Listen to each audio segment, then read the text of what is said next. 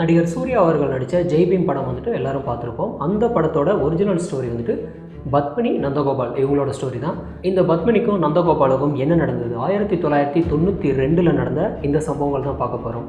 1992 ஒரு திருட்டு கேஸில் வந்துட்டு 2 பேரையும் வந்துட்டு போலீஸ் வந்து அரெஸ்ட் பண்ணுறாங்க.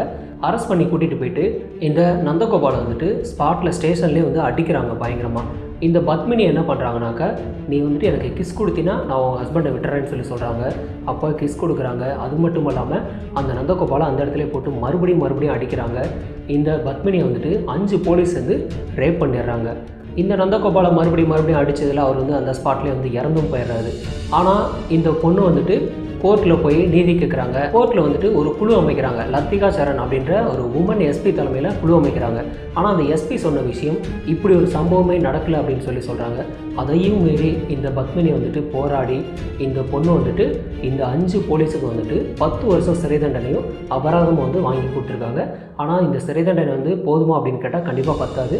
அதுக்கு சுப்ரீம் கோர்ட்டு ஜட்ஜு சொன்ன விஷயம் என்ன அப்படிங்கிற பற்றின முழு தகவல் பார்த்தீங்கன்னா ஃபுல் வீடியோ லிங்க் வந்து கீழே இருக்குது, பாருங்கள்.